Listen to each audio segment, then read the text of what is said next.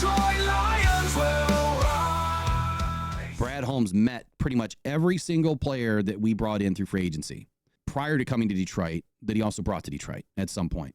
So I'm going to start with linebackers right away. Cameron Brown, Jerome Baker, Eric Wilson, Christian Roseboom, and Troy Reeder. Obviously, you can put Josh Uche in that same area, or you can call him an edge rusher. But Cameron Brown, I'll talk about him real quick. Let's see. Cameron Brown is a cornerback who played college football for Ohio State, was an undrafted free agent signed by the Chargers in 2023. He was waived by the Chargers in August of 2023. And currently, Cameron Brown is a free agent because he just signed a 1 year, $1.125 million base salary in 2024. So he's an unrestricted free agent right now. His cap number is going to be in that, $1 million, 1.1, 1.2. Been in the league since 2020 with the New York Giants. He played in, just about every game every year, but he didn't play in 2024. No starts, minimal snaps. This is just a guy that can come in and compete. He's not someone that you want to jump up and down for. Oh, I'm sorry. I'm looking at the wrong Cameron Brown. Hold on.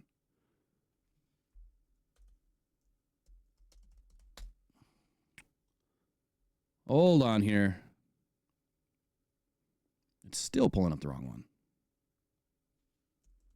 I knew I should have prepped this before I did it on the fly. Yeah, I was going to say I didn't see it on the sheet. Nope. No, this is something I was going to talk about yesterday. Just didn't have a chance to. So I got a different way to do this real quick, and then I'll restart.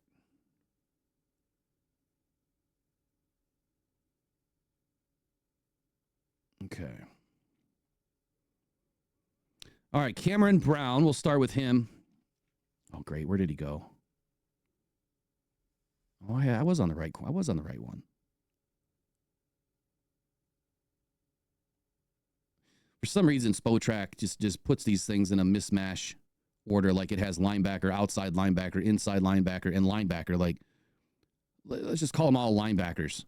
All right, so Cameron Brown was the right one. I was on the right one. So he did not play in 2024. At least according to Spotrac, when you look at his statistics for the season. But he has been in the league since 2020 with the New York Giants. It looked like he signed with the Dolphins last year. He was drafted in round 6, number 183 overall in 2020. And not a whole lot of snaps, but he is a camp body. Jerome Baker is the next one, linebacker. Jerome Baker. So Jerome Baker, let me whittle this down again. Jerome Baker signed a 1 year, $7 million deal. I'm not sure how he did all that, but doesn't make any sense to me. In 2025, he is an unrestricted free agent. But when you look at his statistics over the time that he's been in the league since 2018, he has a plethora of starts. He's played in quite a few games this last season. He played in 11 games, 9 starts, 635 snaps with the Tennessee Titans. He played in 55% of the snaps. He logged 2 sacks, 61 tackles, 34 tackles solo, and caused 1 forced fumble. Now, this guy obviously been in the league for 7 years. If the Lions are looking for someone that has playing ability, someone that obviously can, lend to the Lions defense and be credible on the field, this is one. And again, you're looking at cheap options, and all of these guys fit the mold of this is a Brad Holmes guy, right? This is somebody that he has met with in the past. He knows this player, and I think that we can all agree on one fact. Brad Holmes isn't bringing anybody into this team that he doesn't know. He's shown us every single year that's how he does his business. Eric Wilson, another linebacker. We do need linebackers in a bad way. So Eric Wilson is an inside linebacker from Green Bay, and he's been in the league since 2017. So another guy that's 8 years in the league, been around for quite a bit. Just under 50% of the snaps this last season with Green Bay, 2 sacks, 63 tackles, 1 forced fumble, 1 interception. Definitely can play the game. He's possibly not going to be back with Green Bay. Another, cheaper option for the Lions. He had a $1.4 million deal last season. His market value for this year, $1.6 million. So Eric Wilson is someone to kind of keep your eyes out for as, a lot of these rumors start flying. These are players that would actually make sense. Not so much as game changers, but depth guys, camp body, guys that can come in and compete. Again, these are guys that he has spoken to. So if you start hearing or seeing these names flying around, there should be some credibility on it. Rams former linebacker Christian Roseboom. Now, he's been in the league for 4 seasons with the Los Angeles Rams. Had a phenomenal year last year. 133 tackles, 69 solo, 64 assisted, 1 interception, 1 sack, 828 snaps. He played in just under 75% of the snaps with the Rams last year. So again, this is another guy that maybe is going to be on the move. Between him and Eric Wilson, I mean, those are 2 of the better linebackers in the league right now for where he belongs. As a high quality backup, someone that can spot start.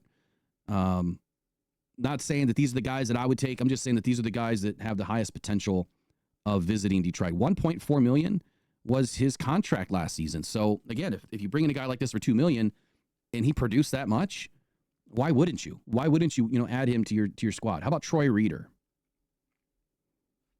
So Troy Reeder, let me bring his info here.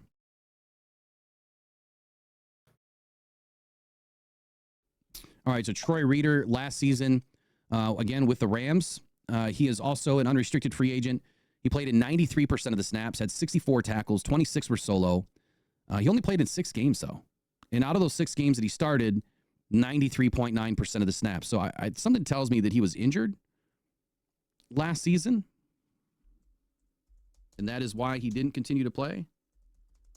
Let me take a look. Again, I should have probably done all this beforehand. And that's a lie. No injuries last year. So let me take a look. That's a lie. He was out for week 8. So the Rams ruled out Troy Reeder. He had a hamstring injury last year. For some reason, it's not registering on the injury tracker that I use. But he was out week 8 with a hamstring injury. So we know how hamstrings are. We've had a few of our own players that have been dealing with that this last season. It just kept them out the majority of the season. Next up, defensive tackle.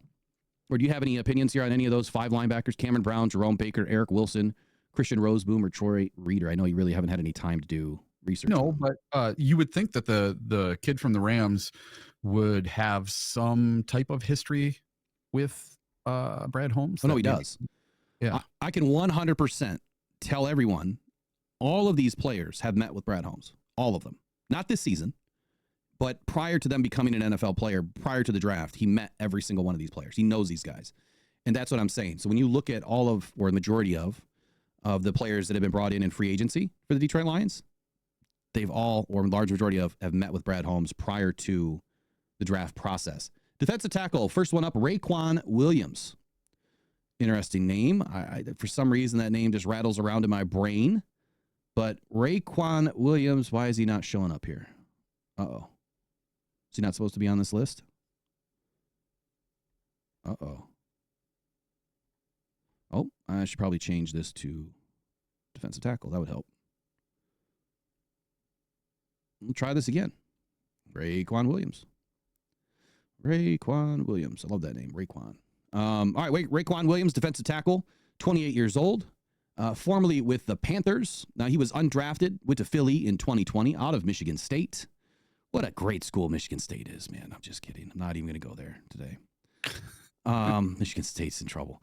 So 2020, 2021, played with Philly. Obviously, doesn't have much after that. Just doesn't, at least according to Spotrac, doesn't have much for stats. I'm not in on Raequan, but again, this is just a name that I'm throwing out there that he has met with. This guy popped up on my radar last year, and his name is Leki Fotu. I'm not sure what he did this last season, but we're going to find out right now together. Leki Fotu, defensive tackle, 26 and a half years old, New York Jet, drafted round 4, 114 overall in 2020. His statistics tell me that he played 4 seasons with Arizona Cardinals, and then he must have been moved at the trade deadline to the New York Jets in 2024, where he logged 2 games, 1 start, played 46 snaps. He had 1 tackle, 2 tackles assisted with the Jets, but for Arizona, no, I'm sorry. He played 4 seasons with Arizona, and then he moved to the Jets in 2024.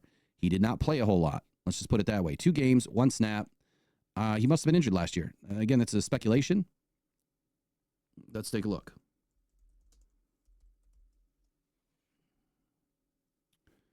Leki Fotu.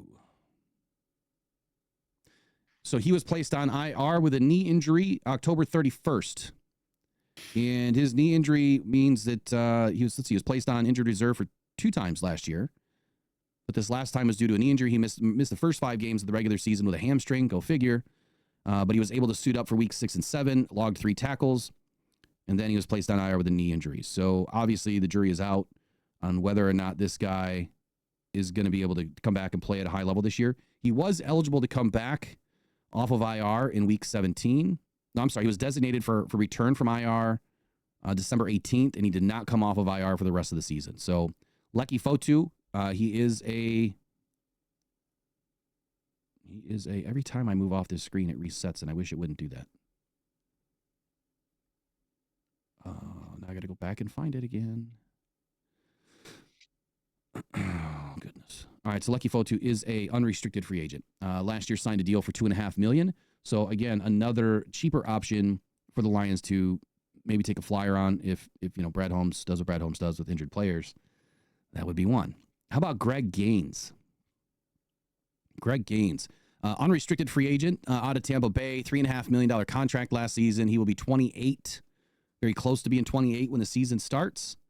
Had a cap hit of 1.5 last year.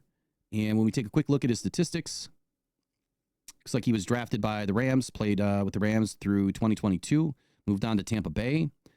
He's a high rotational player, a low rotational player, about 35% of the snaps. Played in 15 games last season with 3 starts, 7 tackles, 1 sack. I mean, not crazy stats, but again, a guy that was a former round 4, 134 overall, cheap option, 6 years experience. Could be somebody that Brad takes a flyer on here in 2025. Sebastian Joseph is up next for defensive tackle. And look, we know that we need a defensive tackle. I mean, Eric, we know this, right? I mean, look, Ali McNeil's hurt. DJ Reader, we don't know what the overall plan is. Are the Lions really going to move off of him this year? I think that they set up the contract, or the contract was kind of set up in that fashion, that they would have a nice out if they needed to. Do you really think that the Lions are going to go after another high free agent, or is it more draft and low free agent? I don't know. This is the one that's tricky. They have to address this, and I think they're going to have to bring in somebody. They have to bring in someone through free agency and draft one. Yeah. So let's talk about this gentleman for a minute. Sebastian Joseph, market value, $4.5 million. Okay. Not bad as far as money wise. Now he started his career again with the Rams. All these guys playing with the Rams.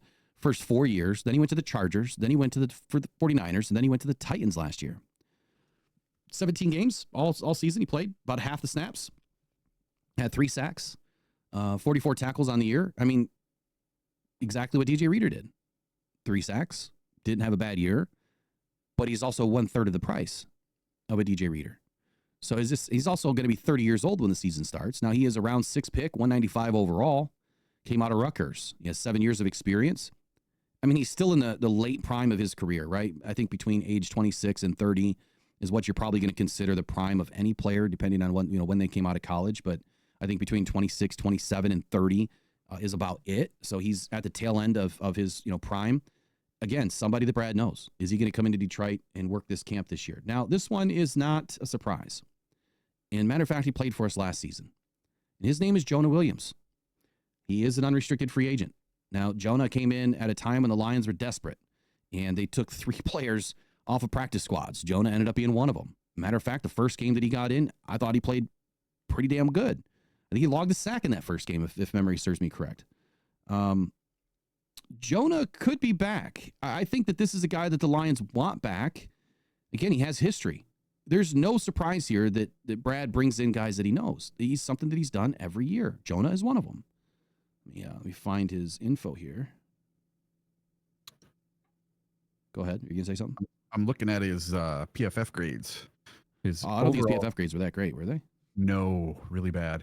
So his overall grade was a 37.7. Pass rush was a 64.2, and his run defense was a 32.9. So pass rush grade wasn't bad.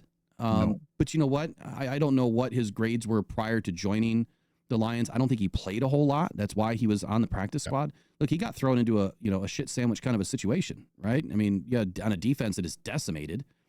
You're a rookie in this defense. Mm-hmm. It's not going to be great. But when you have time to learn and time to play, especially in training camp, I think that Jonah Williams is only going to escalate as far as his ability on the field. I don't know why anyone would think differently. He signed a $1.05 million contract to join the Lions last year. He got in 9 games. He had 1 start, 99 snaps. He only played in 12% of the snaps all season. He did not register a sack, so I was wrong there. He ended up with 1 tackle, solo, 2 tackles overall in 12% of the snaps. I mean, not even 100 snaps for the Lions.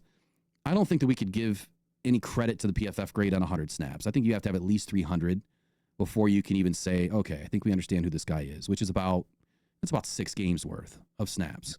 It kind of gives you an idea of who he is. I think Jonah has a high likelihood, more than lower likelihood, of coming back here in 2025. And he did get a sack, but it was taken away by penalty. That's okay. So he did. All right. So I did remember correctly, but yeah. All right. This next one, this is actually a pretty decent name here. We're going to switch over to corner. Okay. All right. Adoree Jackson. Now, Adoree Jackson,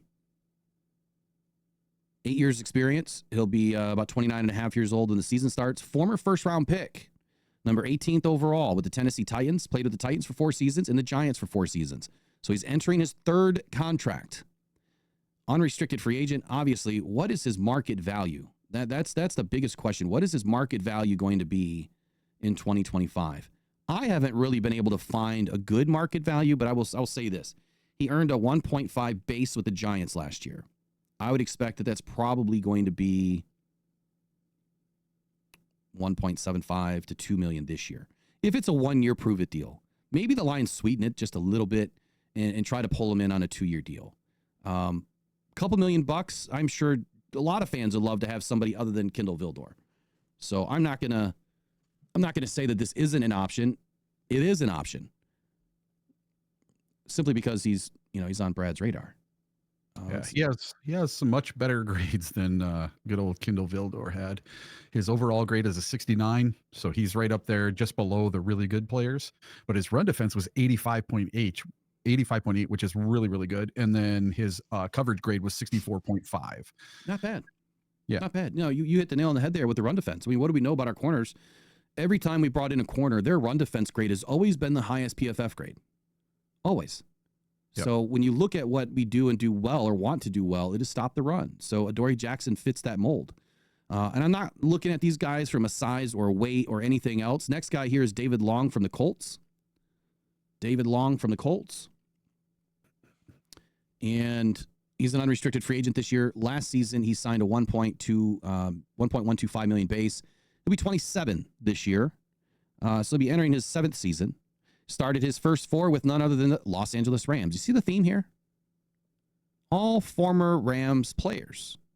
A lot of these guys drafted by the Rams when Brad Holmes was involved in that scouting department. Former College Michigan. All of you Michigan fans want this guy on the squad. I already know it already. David Long. Former round 3 pickup, number 79 overall in 2019. Let's look at his stats. So with Indianapolis last year, he played in 13 games, no start. So he's a rotational player. And he logged 1% of the snaps. He had 9 snaps on the whole season. Oh. Prior to that, he had 190 snaps with Green Bay. The year before, he averaged about 290 snaps per season before that. So he is purely a rotational depth piece. I heard the O's and the oohs and the ahs. That can only mean his grades aren't great. Oh, worse than Kindle Vildor. Overall grade 29.9. Is that's for 24? Yeah. Yeah, he only played in 9 snaps. What about 23? Let's see. We can go back. Should be a drop-down menu there. Yep, I got it. What the hell? Unlock with PFF Plus. Yeah, you've got my sign in, yeah? I thought I did. I don't know why this isn't I'm not going to say it over the air, but you should have it. Yeah, it's not letting me. I couldn't tell you what your login was. I'll send it to you right now. All right.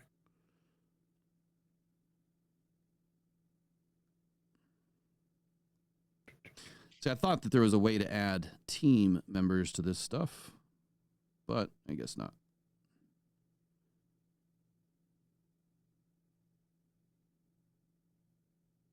There you go. All right, so next I'm going to move on to Tremon Smith. We'll come back to David Long in just a moment. So Tremon Smith, again, let's look at his stats. He will be 28 and a half, so he'll be pretty close to 29 as the season starts. Now, he was not drafted by the Rams. He started his career off with KC, round 6, number 196 overall out of Central Arkansas. He's kind of moved around the league a little bit. He went KC, Green Bay, Indianapolis, 2 seasons with Houston, and the last 2 seasons with Denver. Now, last year, he only logged 16 snaps. So his grades for 24 and 23 are not going to be great. We would need to look at 22 and 21 to see what he's done in his career. He's only logged a couple of interceptions, but again, we're looking at a guy that is just a depth piece. Again, I'm not for or against a lot of these players. It's more so the conversation of keep your eyes on the lookout for some of these players as these are Brad Holmes guys. What'd you find out on David Long? On David Long. So let's look at his season stats from 2023. He had 16 tackles and 13 receptions allowed. Okay. So I need to get up here. All right. So his overall grade was 65.7, which is not too bad. His run defense grade was 40.7, and his coverage grade was 75.6, which is pretty darn good. So yeah, I guess I'm more high on David Long now that we know that. Tremont Smith, not so great. 61.5 run defense grade, 36.9 coverage, 41.8 overall. Now again, we don't use PFF as the end all be all. It is a guide. It is a guide to whether or not you even want to go look at the tape, in my opinion. But that's it for corners. Now we'll move over to safety.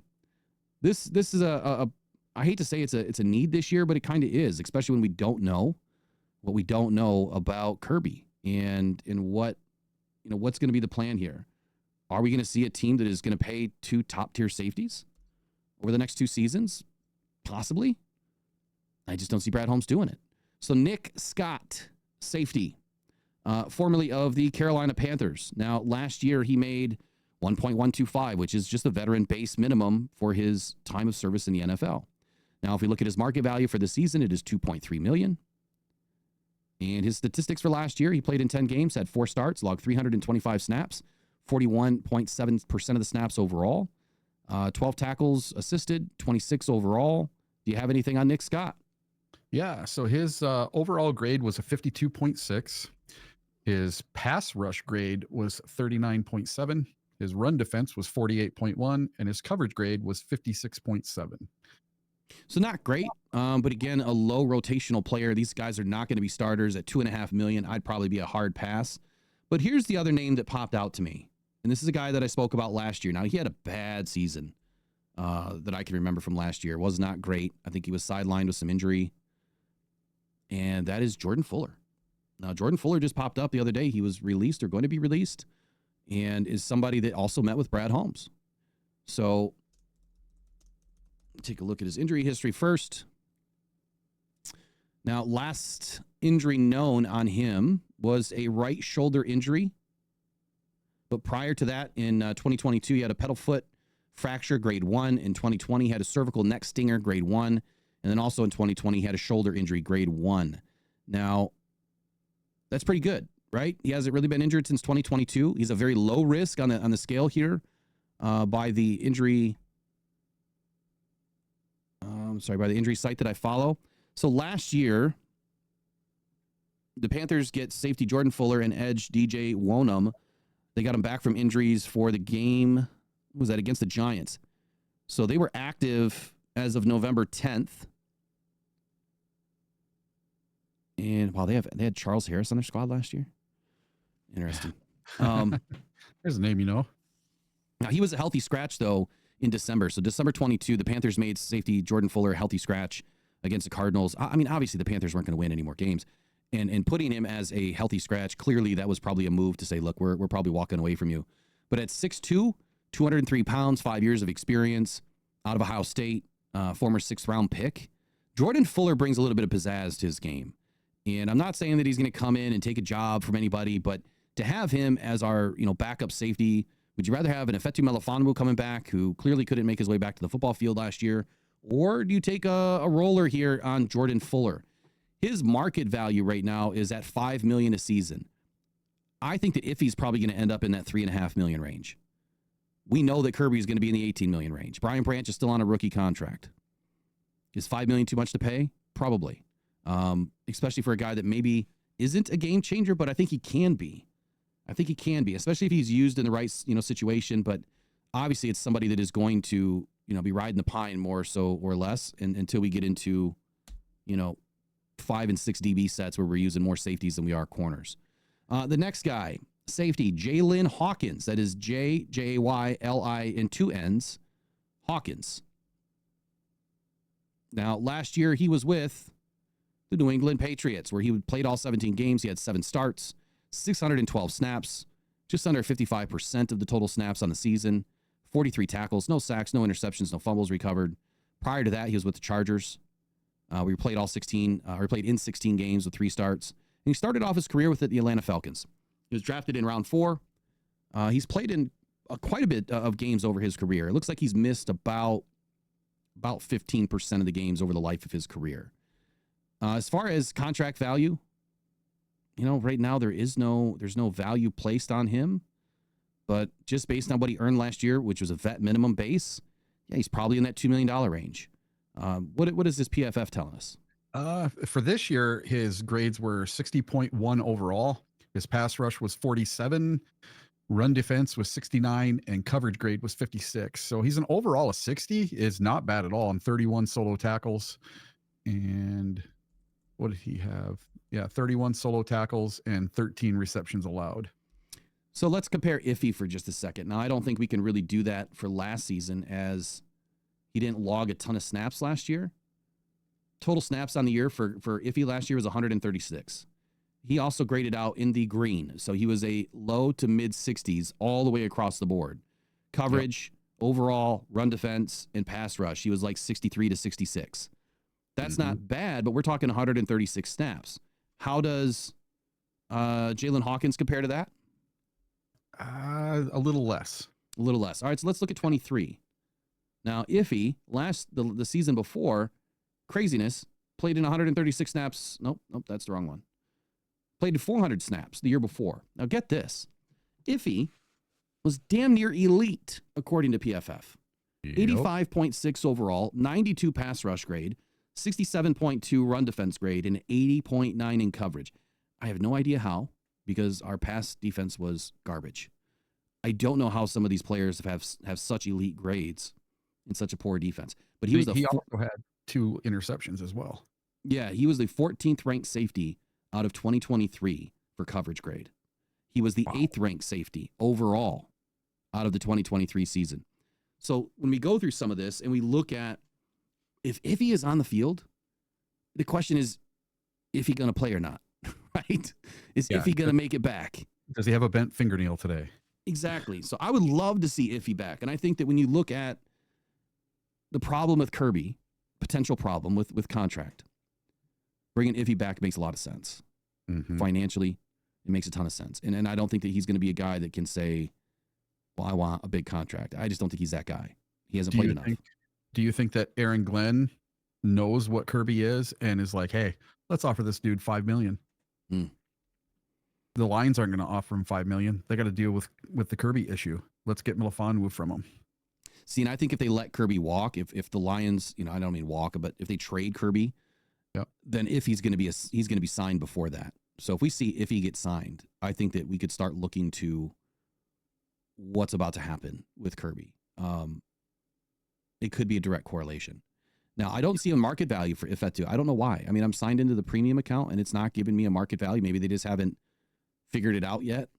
But I would say he's going to be in that $3.5 million range, at least for one season. He might get $5 million for one. He might. But at the end of the day, that's really all we have left other than John Johnson. So John Johnson is the last safety that Brad Holmes met with during his time in LA. Now, John Johnson was a former Ram. He was drafted round 3, number 91 overall. What a name, John Johnson. I'm not even going to say it. He's been in the league since 2017. He's got 8 years of experience. Holy. He's logged quite a few snaps. Last year, he only played in 2 games, though, and 59 snaps. So that wholly is probably going to mean that his grades are terrible for 24. Look at 23. No, his grade was excellent for 24. 59 snaps, I can't do it. Yeah, I got to look at 23. And 22, he played every game, every snap. So 22 and 23 is going to tell me more about who he is before I watch tape. Much different in 23 and 22. 24, he had a 90.7 overall. What year are you looking at? At 2024. Yep. For Johnson. And he had 5 solo tackles and an interception, and only allowed 4 receptions. So his grades were fantastic. 90.7 overall, run defense 68, and pass coverage was 88.5. Wow. How they'll add up to 90.7, I don't know. But then when you look at 2023, his grades dropped way down by 40 points on each of them. So you're looking at 55.8, 53, 50, and 56. So, Well, let's remember though, 24, he only had 59 snaps. So when you have less than 300, your numbers are going to be either extremely high or extremely low. I don't think they ride in the middle ever. It could be that maybe the player that he was in 24, maybe he figured a few things out and was playing at a better clip at the time that he was able to get in. But in 23, he logged about half the snaps. Yep. He's got an average grade. He's towards the bottom of the NFL when it comes to safeties. But in 2022, where he logged just about every snap, he's a mid-tier safety. He's a 62 overall, 66 in run grade, or I'm sorry, coverage grade, 62 in pass grade, 56 in run. But then again, we have to look at the defense that he was on, right? The entire team was decimated after they won their Super Bowl. So I think that this is a guy that if Brad trusts him and he can be somewhere between 22 and 24 as far as, his play on the field, how much is it going to cost?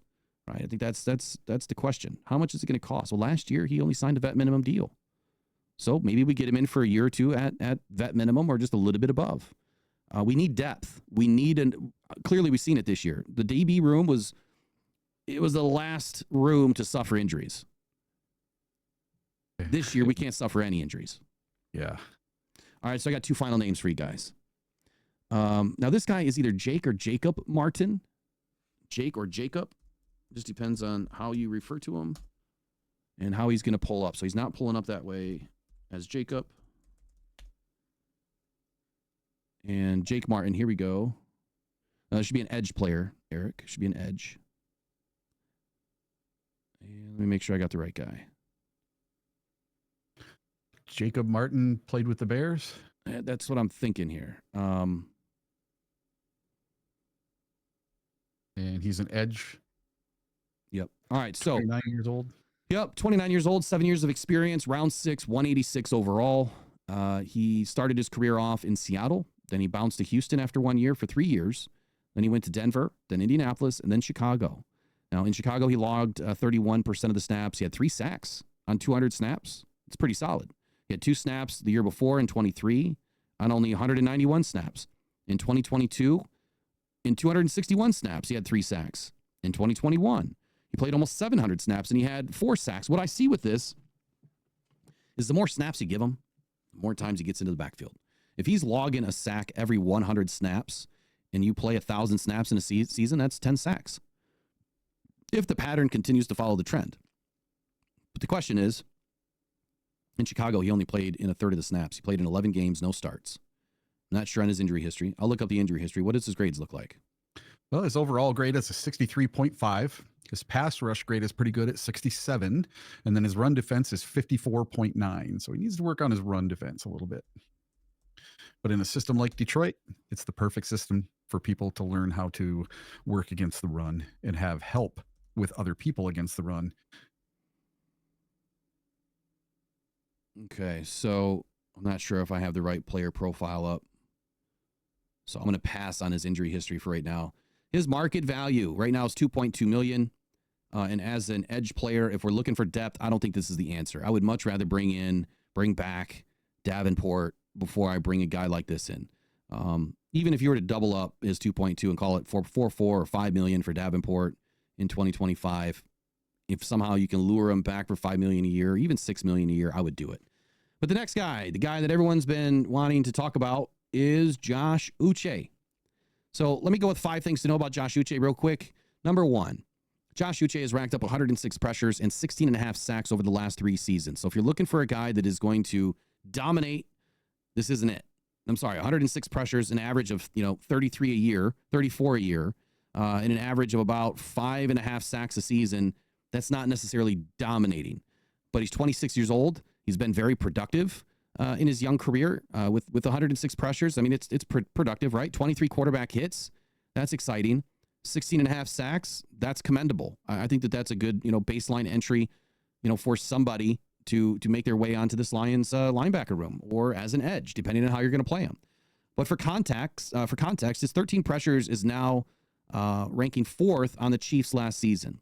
And looking at last year, his 37 pressures in the year before in 23, ranked him 4th on the team behind only Chris Jones, who had 75, and Karlaftis, who had 64, and then defensive end Mike Dana, who had 41.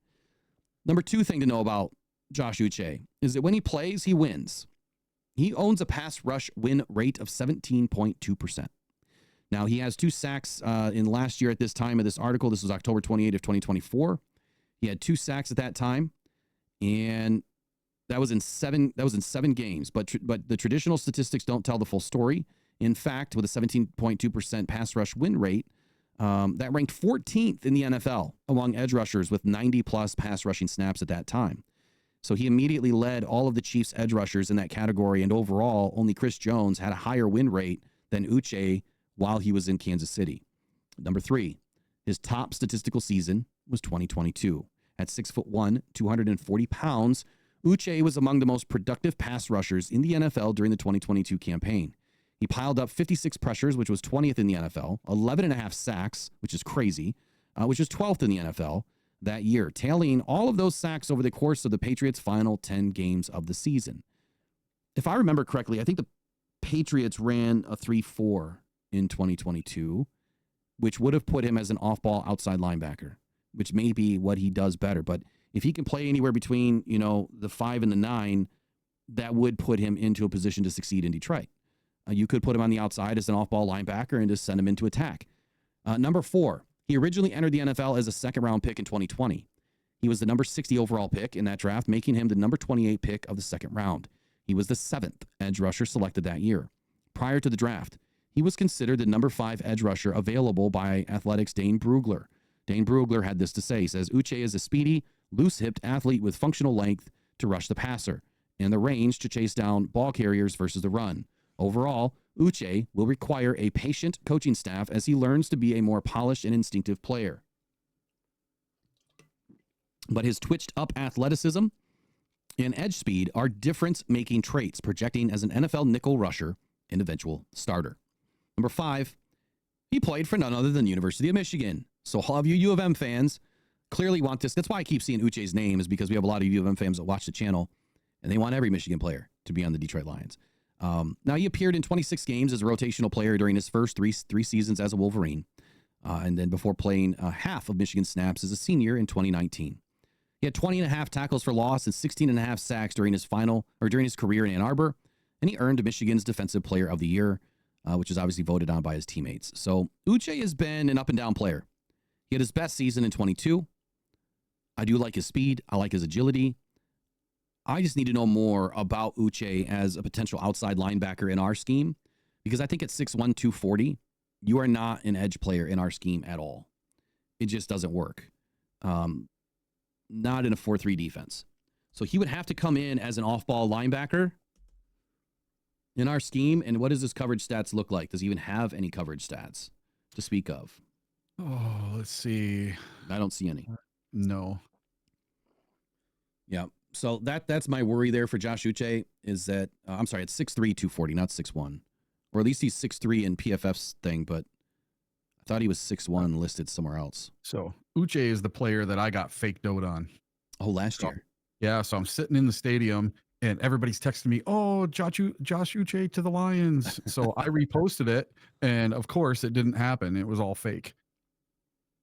Because I didn't go make sure. I didn't go to Twitter and look at Adam Schefter or Ian. I didn't make sure. I didn't double check. So that one got me. It happens.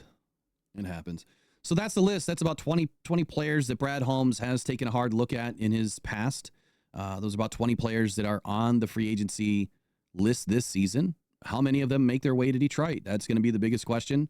Josh Uche, does he have a shot? Maybe. You can do it!